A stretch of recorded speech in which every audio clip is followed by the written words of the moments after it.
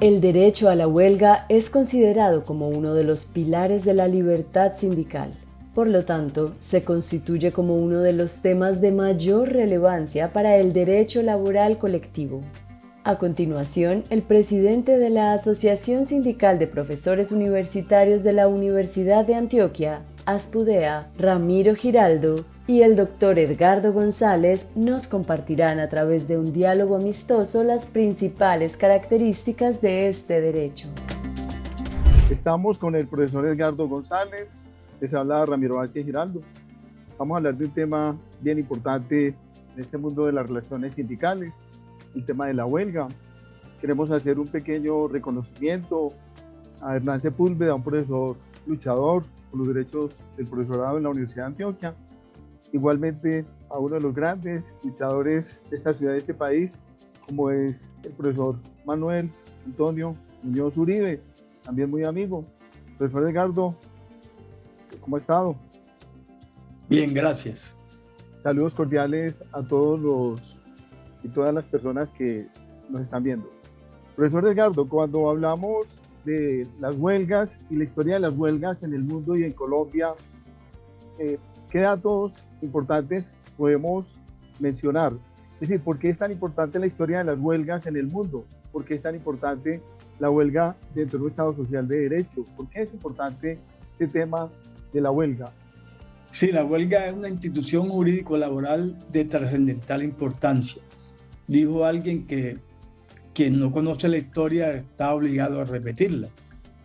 Por eso consideramos que la historia de la huelga es fundamental para conocer lo que es la huelga actual. Además, porque con la huelga están unidas otras instituciones como la negociación colectiva y el conflicto colectivo de trabajo y sobre todo el derecho de asociación sindical, los cuales forman la libertad sindical. De allí su importancia. Además, que es un derecho fundamental en un Estado social de derecho. Cuando hablamos de la historia, de las grandes huelgas en el mundo, cuando hablamos de los mártires de Chicago, cuando hablamos de la masacre de las bananeras, estas huelgas, ¿por qué son tan importantes para nosotros como referentes políticos, como referentes históricos? Sobre todo las primeras huelgas que se dan en Inglaterra, con el famoso ludismo, donde los trabajadores destruían las máquinas y la fábrica porque pensaban que allí estaba el origen de sus dificultades y de su explotación. Estos trabajadores fueron muchos ejecutados, apresados y fueron de las primeras huelgas que marcaron un hito en la historia del derecho de asociación sindical inclusive, que estaba prohibido. En Colombia, ¿por qué es tan importante la historia de la masacre de las bananeras en el gobierno de Miguel Abadía Méndez? ¿Por qué esa masacre fue tan histórica, tan importante para nosotros? Antes de las huelgas de las bananeras hubo otras huelgas en Colombia. Hubo huelgas en el ferrocarril de Panamá, que pertenecía a Colombia. Hubo huelga en los puertos de Cartagena, Santa Marta, Buenaventura. Hubo huelgas en las vías férreas y hubo huelgas en los navieros del río Magdalena. La importancia histórica de la huelga de las bananeras radica en que los trabajadores habían presentado un pliego de peticiones que la empresa se negó a negociar, en donde se fijaban condiciones mínimas de trabajo y que el gobierno nacional de Abadía Méndez, en una manifestación en Ciénaga, ahora en diciembre se cumplieron unos años, los masacró. Famosa es la frase que el general del ejército les dijo: tienen un minuto para que se dispersen. A los que ellos contestaron: les regalamos un minuto, ese minuto. Y comenzó la descarga de balas hacia los obreros inertes. Cuando hablamos del marco jurídico desde las normas internacionales, la constitución política y las leyes en Colombia, ¿qué normas hay que resaltar, profesor Edgardo González? El marco jurídico en Colombia es la constitución política, el artículo 57 que garantiza el derecho de huelga. Pero esto hay que relacionarlo con el derecho internacional del trabajo, que se encuentra en los convenios y recomendaciones de la OIT, pero no hay convenio especial sobre huelga. Lo de huelga se encuentra en las resoluciones del Comité de Libertad Sindical y en lo que expide la Comisión de Expertos, que son de obligatorio cumplimiento para Colombia en virtud de los artículos 53 y 93 de la Constitución, y sobre los cuales la Corte Constitucional dijo que tenían plena vigencia en el orden interno. Desde la OIT, por ejemplo, la OIT, la Convención Interamericana de Derechos Humanos, ¿qué normas respaldan desde el punto de vista internacional el derecho a la huelga? En la OIT no hay convenio sobre huelga. El marco jurídico se refiere a las resoluciones del Comité de Libertad Sindical, que es una especie de jurisprudencia internacional del trabajo y del Comité de Expertos. Y ante la Corte Interamericana se puede acudir, pero no tiene norma especial sobre huelga porque es un órgano jurisdiccional. Entonces lo que pide son especies de sentencias.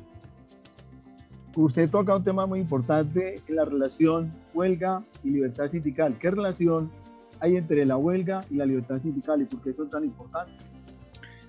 Correcto. Históricamente, el derecho de asociación sindical estaba prohibido, lo mismo que la huelga y la negociación colectiva. Es la etapa de prohibición. Posteriormente pasó a la etapa permisiva, donde se permitía, pero no se reglamentaba.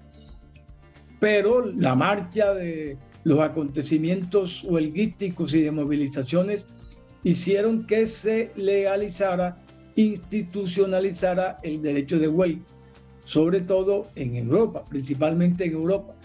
De allí que las tres instituciones, derecho de asociación, negociación y huelga, vayan unidas históricamente. Y las tres conforman ese llamado triángulo equilátero, que es la libertad sindical. La teoría de la consustancialidad.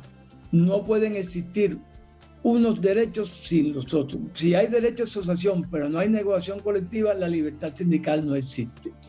Si hay derecho de asociación sindical, negociación colectiva, pero no hay derecho de huelga, la libertad sindical no existe. El ejemplo en Colombia con los empleados públicos, derecho de asociación, negociación colectiva, pero no tienen derecho a huelga, tienen entonces una libertad sindical limitada. Profesor Edgardo, exactamente, ¿cuál es el problema político en Colombia de que esté tan restringida el derecho a la huelga? Es decir, ¿qué es lo que ocurre en Colombia desde el punto de vista político? Que a diferencia de otros países, acá tenemos un derecho de huelga bastante restringido y limitado, y ahorita de pronto más adelante discutimos sobre lo que pasó en Avianca, que es un hito importante en esta discusión. El derecho de huelga estaba consagrado en la Constitución anterior, Acto Legislativo número 1 de 1936. La Constitución del 91 también acepta el derecho de huelga, lo permite, lo consagra y jamás lo prohíbe en ninguna parte. Solo dice que no lo garantiza. Prohibir para la ley es algo distinto a no garantizar. Entonces se ha desarrollado legalmente la legislación de los códigos, la legislación ordinaria y por la jurisprudencia nacional la prohibición del derecho de huelga. Esto no es así. Sin embargo, los acontecimientos sociales y políticos y económicos han hecho que evolucione el pensamiento jurisprudencial sobre el derecho de huelga. Así vemos que en el caso de Avianca, que la Corte Suprema de Justicia dijo que estaban prohibidos, la OIT, por medio del Comité de Libertad Sindical, dijo que las huelgas en el sector aéreo y el transporte aéreo no estaban prohibidas, coincidiendo con el salvamento de votos de dos magistrados de la Corte. Pero el caso más reciente y más diciente es el del hospital de Maicao, donde los trabajadores decretaron la huelga en los hospitales, son trabajadores oficiales, empleados públicos, y la Corte consideró que esta huelga era legal y no estaba prohibida. Cuando hablamos del Código Sustantivo del Trabajo, ¿por qué no nos cuenta cómo es la regulación, cómo es el procedimiento para poder dar inicio a un proceso de huelga? ¿Cómo se desarrolla el proceso de huelga? ¿Qué protocolos hay que iniciar? Y digamos, ¿quiénes son los que deciden la legalidad o la ilegalidad de una huelga? En mi concepto, el Código Sustantivo del Trabajo está derogado por la Constitución, porque no está acorde con el pensamiento jurídico actual de lo que es la huelga. Fíjense, en Europa es perfectamente posible y no prohibida la huelga política, la huelga de solidaridad, la huelga contra convenio. Cantidades de huelga que aquí no se tiene noción de eso, porque el código está, en mi concepto, en esa parte derogado por la Constitución. Lo que se aplica es la Constitución, que no prohíbe la huelga, en concordancia con el derecho internacional del trabajo. Cuando hablamos del derecho a la huelga, ¿qué derechos están superpuestos al derecho a la huelga? Es decir, los trabajadores que deciden salir a huelga, de acuerdo a las limitaciones jurídicas, ¿qué derechos están por encima del derecho a la huelga y se deben garantizar? Digamos que no superpuestos, sino que se aplicaría la teoría jurídica de la proporcionalidad. De manera, y pongo un ejemplo en el transporte público, que el transporte público en toda la legislación europea perfectamente permitida la huelga. Solo que en virtud de la teoría de la proporcionalidad debe existir un servicio mínimo esencial. O sea, que se tenga derecho a huelga, pero que los ciudadanos tengan también el derecho a movilizarse.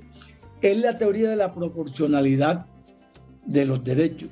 Si lo llevamos al derecho a la vida, el derecho fundamental a la vida, supremo, también tendríamos que decir que entraría en esa proporcionalidad. No se puede llevar la huelga, efectuar la huelga, sin sobreponerse o sin afectar más bien el derecho a la vida. ¿Qué derechos laborales son los que dan justificación a la huelga? Le permiten a los trabajadores decir, salimos a huelga porque nos están vulnerando estos derechos. Bien, es que el derecho de huelga obedece a unas peticiones en Colombia. Cuando se presenta el pliego de peticiones, se nombran los negociadores, la etapa de arreglo directo, se firma la convención o no se firma, los trabajadores tienen la opción del arbitramiento o la huelga. Entonces, en ese momento los trabajadores optarán por la huelga o por el arbitramiento, pero durante el desarrollo de la huelga se suspenden algunos derechos. Por ejemplo, el derecho a pagar salarios y el derecho de los trabajadores a no acudir al trabajo. Se suspende el contrato de trabajo, o sea, la prestación personal del servicio y el derecho a percibir salario.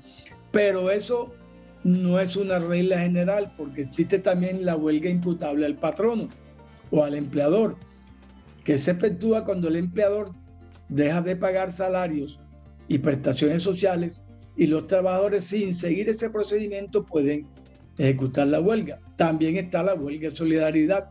No se acude al procedimiento, los trabajadores se solidarizan con otros trabajadores en huelga y se efectúa la huelga de solidaridad. En Colombia, ¿quién declara la legalidad o la ilegalidad de una huelga y qué efectos tiene? Si nos vamos al derecho internacional del trabajo y al sistema jurídico de la totalidad de los países europeos, y la OIT dice que la regla general es que la huelga es legal, que está permitida, es la regla general. Se exceptúan de acuerdo con el ordenamiento propio de cada país. Por ejemplo, la huelga en los servicios públicos esenciales está permitida, solo que tiene límites y en donde se debe prestar un servicio mínimo esencial, por lo que les dije, proporcionalidad de los derechos, para que no se afecte totalmente el servicio público esencial. En Colombia, como les dije, está desfasado con el ordenamiento internacional y por eso vemos que hay prohibiciones de huelga, principalmente por vía de la jurisprudencia de la Corte Suprema de Justicia, con las excepciones que ya les dije, de Avianca y el Hospital de Maicao. En el caso de que una huelga en Colombia se declare ilegal, ¿qué ocurre con los trabajadores que tienen fuero sindical? En el caso de que una huelga se declare ilegal por los tribunales superiores de justicia de cada departamento, segunda instancia la Corte Suprema de Justicia, sala laboral, antes era el Ministerio del Trabajo, eso la OIT lo acabó. los trabajadores, dice el código, él se le dice que el código está desfasado y derogado, que pueden ser despedidos aún los que gocen de fuero sindical, pero hubo unos decretos y unas resoluciones ya antiguas de 1961 en donde ordena que el empleador debe seguir un procedimiento que es enviar al Ministerio del Trabajo los trabajadores que él crea que debe despedir.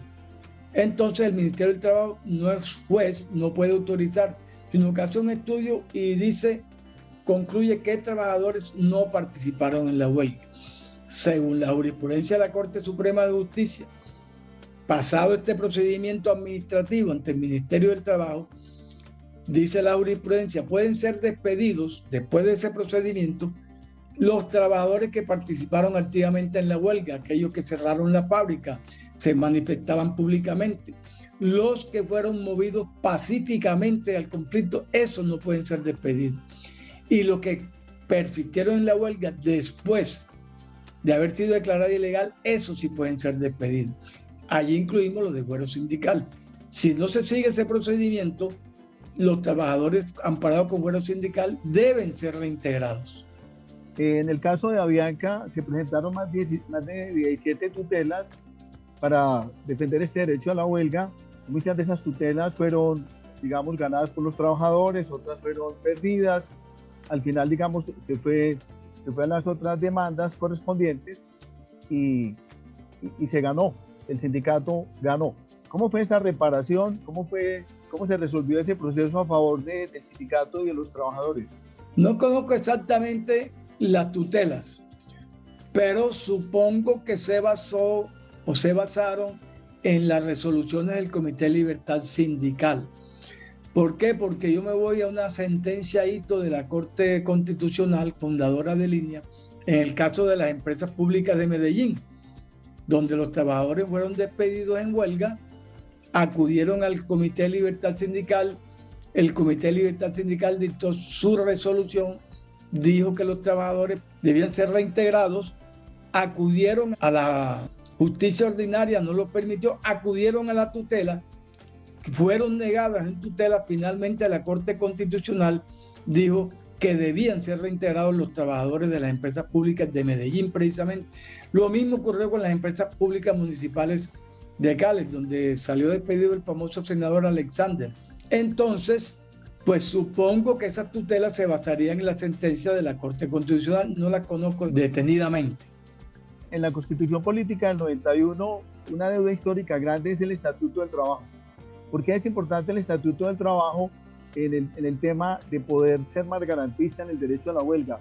Y sobre todo en este gobierno del presidente Gustavo Petro. El Estatuto del Trabajo está ordenado por el artículo 53 de la Constitución Política. Yo recuerdo que se recogieron muchas firmas, más de 1 millón de firmas, para que fuera por iniciativa popular. Y eso hace recién salida la Constitución, pónganle ustedes en el 93. Y entonces se presentó al Congreso por iniciativa popular el Estatuto del Trabajo y nunca fue aprobado. Ahora, con el cambio de gobierno, con la nueva ministra, se han elaborado varios proyectos de Estatuto del Trabajo. Las centrales obreras tienen uno, la ministra del Trabajo cuando era senadora tiene otro, la Asociación de Abogados Laboralistas tenemos otros, y allí pues se plantean una serie de, digamos, de modernización del derecho del trabajo de Colombia, tanto en la parte individual como en la parte colectiva. De manera que lo que se le está dando cumplimiento es un mandato constitucional desconocido por el Congreso, pero que es importante que tengamos un Estatuto del Trabajo, que además un Estatuto del Trabajo moderno, como existe en España, que es el Estatuto de los Trabajadores, consagre las relaciones con los empleados públicos que no están en el actual Código Sustantivo del Trabajo. Hay un tema, ya para ir terminando, profesor Edgardo, un tema de alta gravedad y es el problema de las universidades. Entre el 70 y el 80% de los profesores en las universidades son contratados por hora cátedra. En el tema de la huelga, el tema del paro, que de eso no hemos hablado, ¿cómo se puede, digamos, orientar esta discusión para todas las personas que nos escuchan? Allí, ¿qué se puede hacer ¿En qué se puede avanzar? Ya para ir terminando esta entrevista, doctor Edgardo. Los profesores universitarios, en términos general, de universidades públicas son empleados públicos docentes. Por lo tanto, de acuerdo con la regla general, no tienen derecho de huelga. Sean con contrato de trabajo a término fijo, sean empleados públicos nombrados por resolución o decreto, en todo caso no tendrían derecho de huelga. Precisamente allí radica la importancia del Estatuto del Trabajo, que se va a consagrar el derecho de huelga y de asociación para los empleados públicos y para todos los trabajadores. Entre otras cosas, si son por contrato de trabajo a término fijo, hay que analizar si son empleados públicos o si son trabajadores oficiales. Si son trabajadores oficiales, tienen derecho de huelga. Si son empleados públicos, no tienen derecho de huelga, según nuestra legislación. Según el derecho internacional del trabajo, todos tienen derecho de huelga. Empleados públicos, trabajadores oficiales y trabajadores privados. Bueno, agradecemos al doctor Edgardo González, abogado, defensor de los derechos laborales. Muchas gracias, profesor Edgardo. A sus órdenes siempre y estoy a su disposición para cualquier aclaración que haya que hacer.